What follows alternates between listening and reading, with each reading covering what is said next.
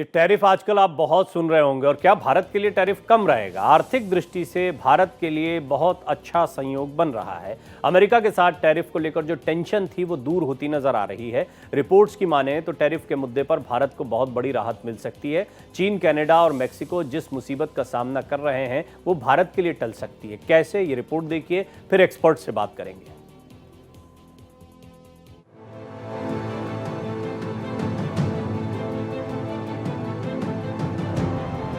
America से tariff को लेकर टेंशन के बीच राहत देने वाली खबर सामने आई है। भारत और अमेरिका के बीच आर्थिक रिश्तों की एक नई शुरुआत हो सकती है। दरअसल पूरी दुनिया की नजर 2 अप्रैल पर बनी हुई है। 2 अप्रैल को अमेरिकी राष्ट्रपति डोनाल्ड ट्रंप का रेसिप्रोकल टैरिफ लागू होने जा रहा है। एक ओर जहां ट्रंप ने अमेरिका में आयातित कारों पर 25% के हाई टैरिफ का ऐलान किया है, तो वहीं भारत के लिए इस बीच गुड न्यूज सामने आई है। रिपोर्ट की माने तो अमेरिका भारत को चीन, मैक्सिको और कनाडा वाली कैटेगरी से नहीं जोड़ेगा, यानी टैरिफ मुद्दे पर भारत को अलग श्रेणी में स्थान देगा। राहत देने वाली खबर ऐसे समय पर आई जब ट्रंप ने चीन पर 10% टैरिफ लगाए जाने के बाद इसे 20% कर दिया, यानी ये सीधे सीधे चीन को बड़ा झटका है, जबकि भारत के साथ आर्थिक नरमी है। जानकारों का मानना है कि अमेरिका के चीन, मैक्सिको और कनाडा के साथ कई मुद्दों पर तनातनी है, गहरे मतभेद हैं, जबकि भारत के साथ सिर्फ टैरिफ को लेकर थोड़ी असहमति है, जिसे संवाद के जरिए सुलझाया जा रहा है। मैं कह सकता हूं कि राष्ट्रपति ट्रंप के पहले 4 वर्ष का मेरा जो अनुभव था, जो गर्मजोशी थी, जो उत्साह था, जो विश्वास था, वही गर्मजोशी, वही उत्साह, वही विश्वास के साथ हम फिर एक बार साथ मिलकर के आगे बढ़ेंगे। टैरिफ पर सहमति बनते ही भारत अमेरिका के रिश्तों में और मजबूती आएगी, साथ ही चीन, पाकिस्तान को बड़ा झटका लगेगा। Bureau report, Bharat express.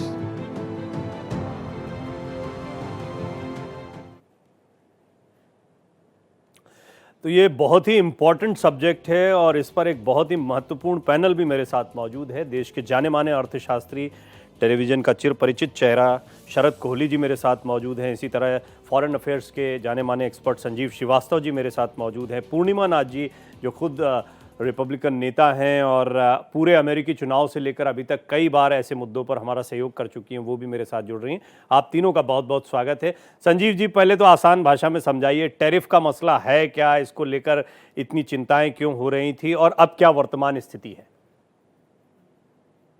देखिए प्रवीण जी, यूनाइटेड स्टेट्स ऑफ अमेरिका के राष्ट्रपति डोनाल्ड ट्रंप एक ट्रांजैक्शनल अप्रोच को रखने वाले नेता हैं और वो कोई भी जो नीति अख्तियार करते हैं तो उसमें वो कॉस्ट बेनिफिट एनालिसिस के आधार पर चलते हैं। और जब उन्होंने अपना दूसरा कार्यकाल आरंभ किया है तो वो अमेरिका की इकोनॉमी को प्राथमिकता देते हुए अमेरिका फर्स्ट के अप्रोच के विश्व के साथ डील कर रहे हैं। ट्रेड है, उसमें जो ट्रेड जो इम्बैलेंस है, जो कि जहां जैसा कि उनका कहना होता है कि अमेरिका को बहुत ज्यादा नुकसान उठाना पड़ता है क्योंकि अनेक राष्ट्रों ने अमेरिका के प्रोडक्ट्स के ऊपर बड़े टैरिफ लगा रखे हैं और अमेरिका का जो टैरिफ है वो उस तुलना में काफी कम है। तो अब वो एक रेसिप्रोकल टैरिफ की पॉलिसी लेकर के आ रहे हैं कि जिसमें कि वो उन राष्ट्रों पर उतना ही टैरिफ इम्पोज करेंगे जितना वो राष्ट्र उन प्रोडक्ट्स, अमेरिकी प्रोडक्ट्स पर लगा। जी संजीव जी, एक बार फिर आपसे संपर्क करेंगे, बाकी शुरुआती कमेंट आपका आ गया। शरद जी, आप तो अर्थशास्त्र के बड़े अच्छे जानकार हैं, थोड़ा सा टैरिफ को लेकर और ख़ास तौर पर भारत को लेकर रियायत क्यों हो सकती है? भारत की टैरिफ को लेकर क्या पॉलिसी रही है, ख़ास तौर पर अमेरिकी प्रोडक्ट्स को लेकर इसका क्या बेनिफिट मिल सकता है और क्या अमेरिका के साथ जो हमारे संबंध है, ख़ास तौर पर जो जोश और गर्माहट राष्ट्रपति ट्रंप और प्रधानमंत्री मोदी के बीच में देखने को मिलती है, उसका भी कुछ फ़ायदा इसमें दिखाई पड़ता है?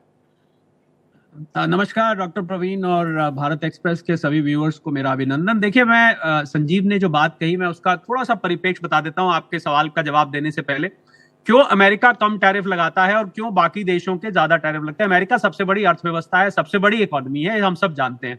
अमेरिका में सामान बनाना बहुत महंगा है।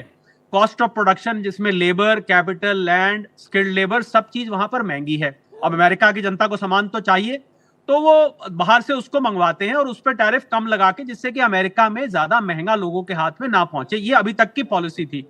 और ट्रम्प साहब को लगने लगा भाई ये तो हमारे साथ बड़ा अन्याय हो रहा है, हम लोगों को इतनी बड़ी मार्केट देते हैं, उनका सामान सस्ता, पर हमारा सामान जब वहां जाता है तो वो उस पर टैरिफ लगाते हैं। उसकी दिक्कत यह, मैं उदाहरण के तौर पर भारत ले लेता हूं।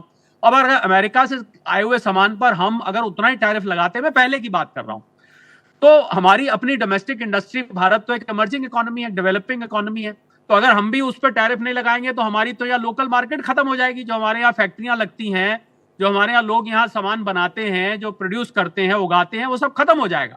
तो ये अभी तक का था। ट्रम्प साहब को लगने लगा भाई ये तो अन्याय है, तो भारत की तरफ से माननीय पीयूष गोयल जी, जो कि हमारे कॉमर्स मिनिस्टर हैं, और माननीय एस जयशंकर जी, जो कि मिनिस्टर ऑफ एक्सटर्नल अफेयर्स हैं, इन दोनों, पहले प्रधानमंत्री मोदी, उसके बाद ये दोनों मंत्रियों ने भरसक प्रयास किए हैं।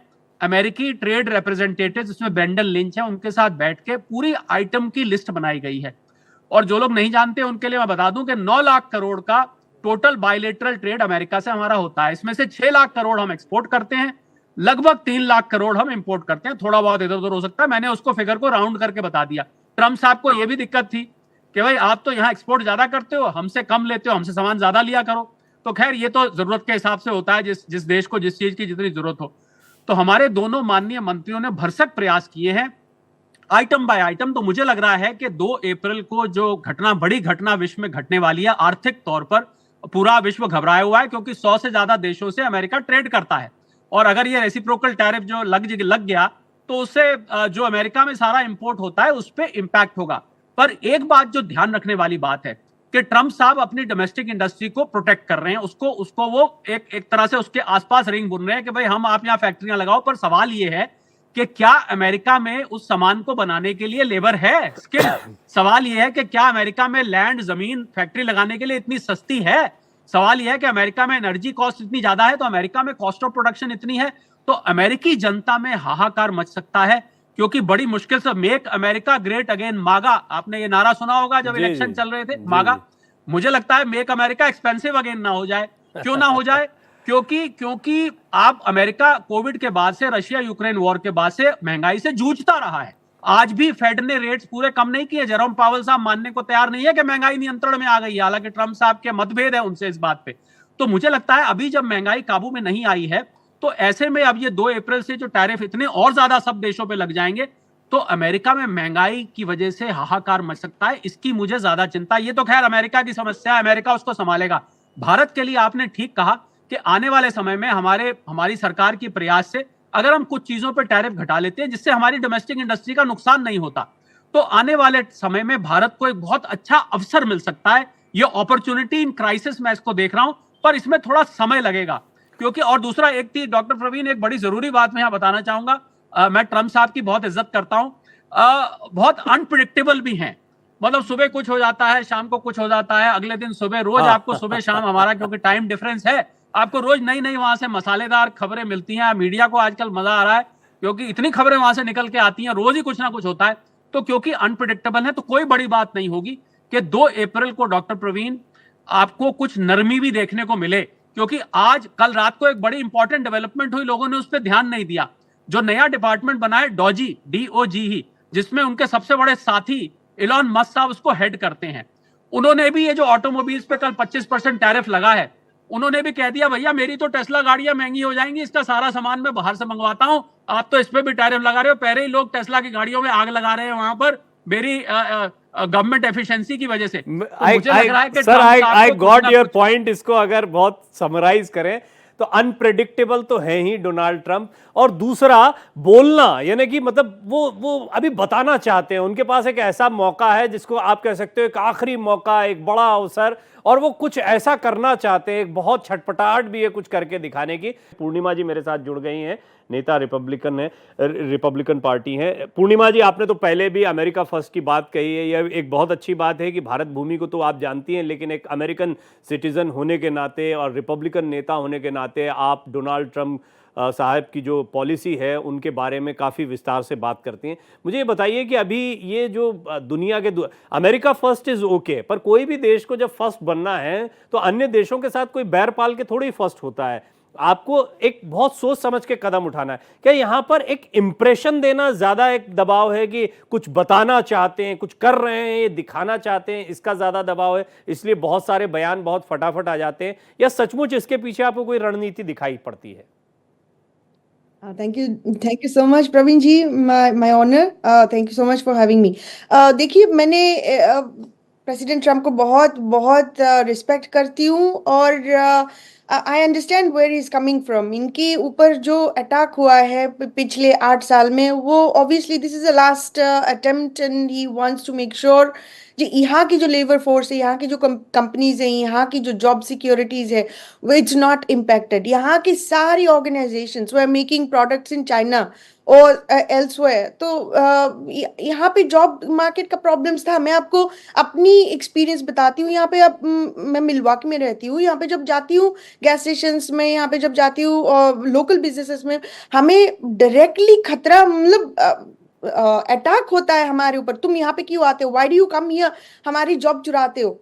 That is the word I have seen and I have heard myself. मुझे टारगेट करा जाता है। इट्स नॉट जस्ट मी, मैं तो पॉलिटिकल रीजन पे जाती हूँ।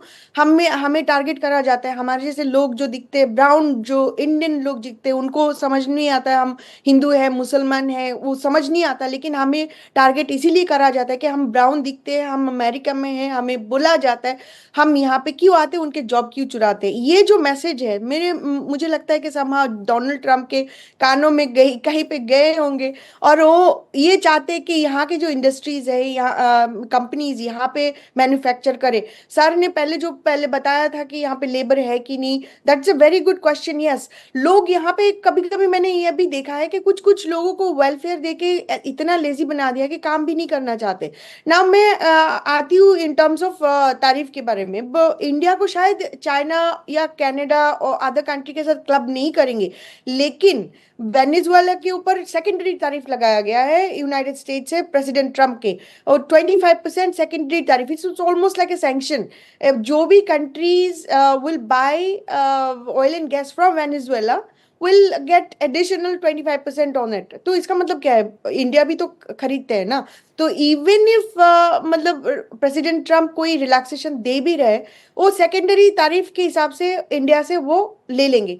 पर एट द सेम टाइम आप देखा है कि ये जो टेंशन क्रिएट किया है, सिर्फ इंडिया के लिए नहीं है, कनाडा, मेक्सिको बॉर्डरिंग स्टेट में भी टेंशन क्रिएट किया गया है। यहाँ से इंपोर्ट जो लंबर आती है, आयरन, एल्यूमिनियम आती है कनाडा से, प्रॉब्लम होगा। हमारे यहाँ पे कंस्ट्रक्शन कॉस्ट बढ़ेगी।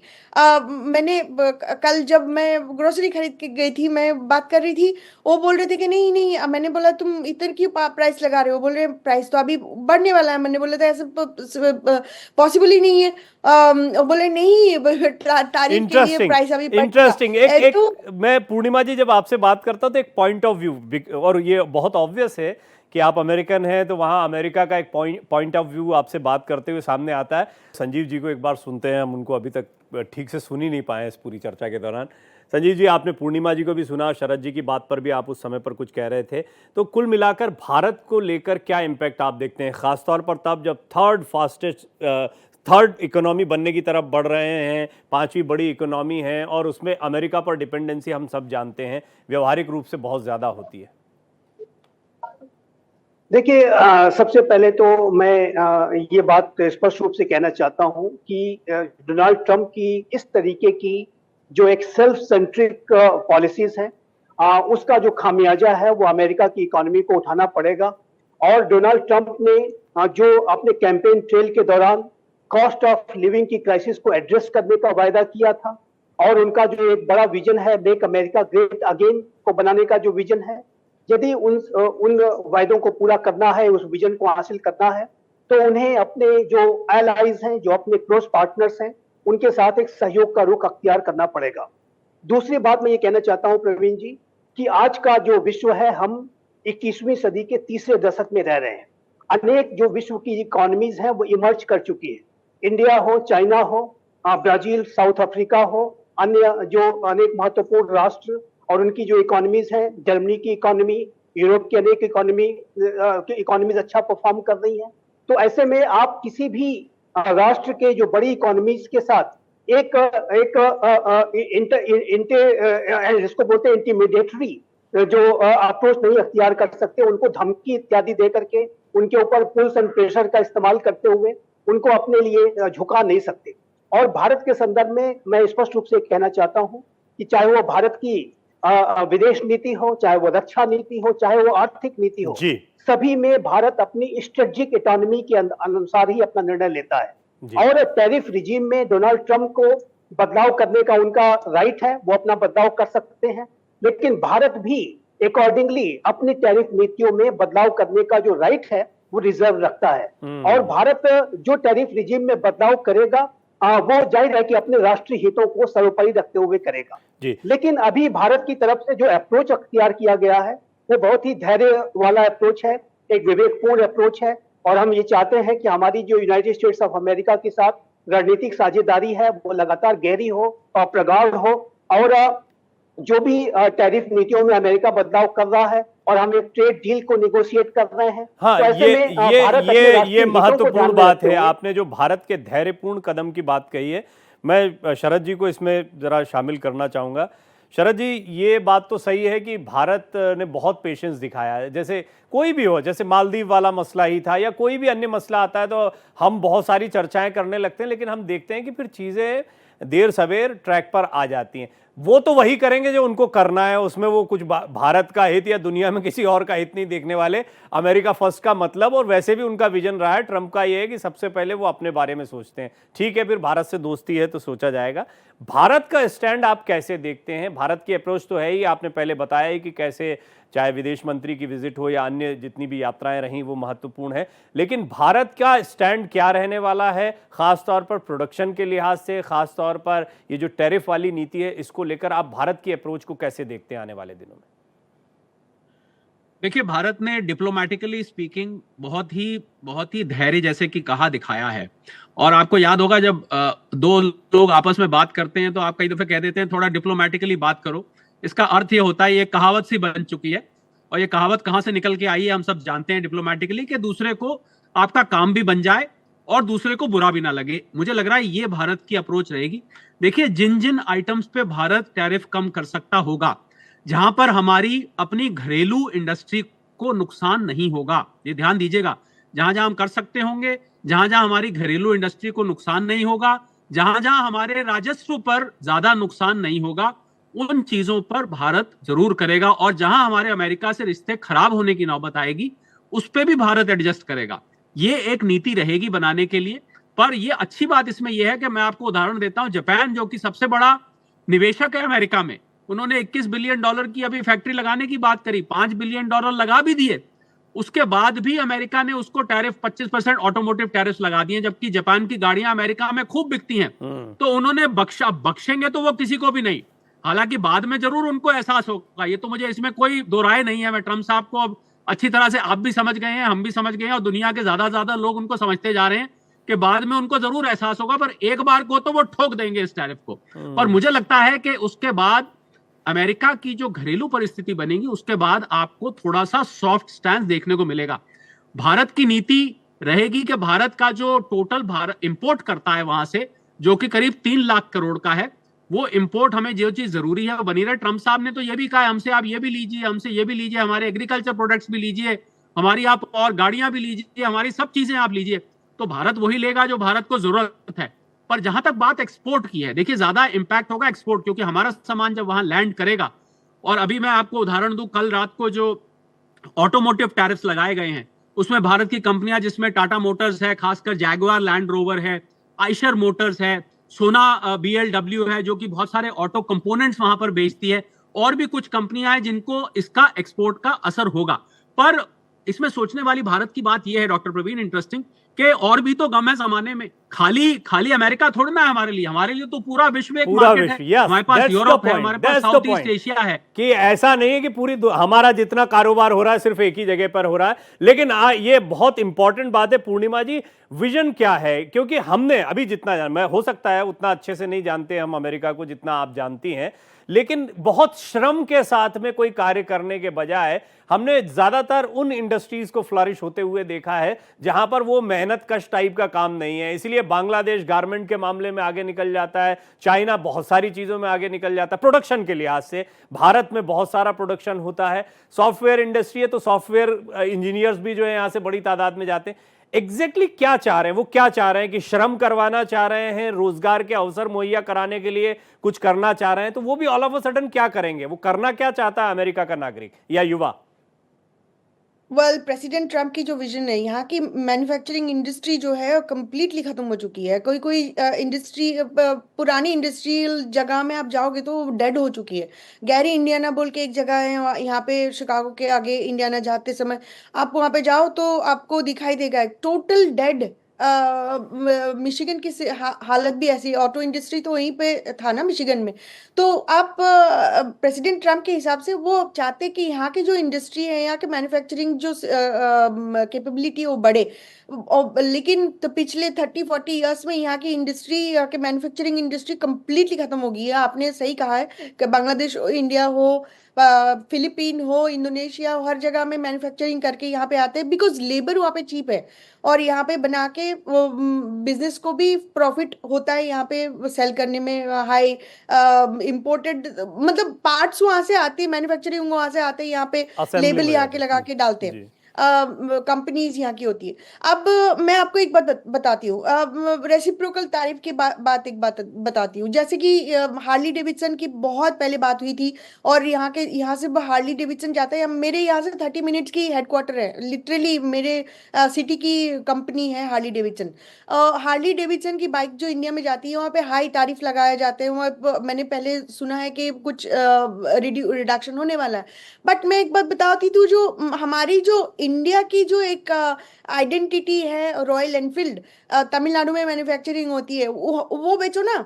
वो जो हार्ली डेविडसन जैसे अमेरिका की आइडेंटिटी है, जैसे रॉयल एनफील्ड भी इंडिया की है, हालांकि ब्रिटिश अमल से बनते आ रहा है, लेकिन this is an Indian product. आप वो अमेरिका में बेचो, सिमिलर तारीफ में बेचो और actually parts, services, product interesting. ये आपने चलते चलते ये जो बात आपने कही ना, ये पूर्णिमा जी चलते चलते कही और मुझे लगता है कि ये इतना दिलचस्प विषय होगा। मैंने सोचा नहीं था जब बातचीत की शुरुआत कि टैरिफ की बात चल रही है, लेकिन बात करते करते अब ये समझ में आ रहा है कि भारत ही नहीं अमेरिका भी कैसे संघर्ष करता है। ये जो दुनिया की सबसे बड़ी ताकत है, ये भी रोजगार देने के लिए कैसे संघर्ष करती है, इंडस्ट्रीज लगाने के लिए कैसे संघर्ष करती है, ये चीज समझ में आई। और ये हार्ले डेविडसन और रॉयल एनफील्ड वाला जो आपने एग्जाम्पल दिया, ये भी बहुत दिलचस्प मुझे लगा। इस पर कभी जरूर बात करेंगे। आज समय इतना ही था। पूर्णिमा जी आपका धन्यवाद, शरद जी आपका बहुत बहुत धन्यवाद, यात्रा के दौरान भी आपने कीमती समय निकाला, और संजीव श्रीवास्तव जी आपका बहुत बहुत धन्यवाद एक बार फिर ये जानकारियां हमें देने के लिए।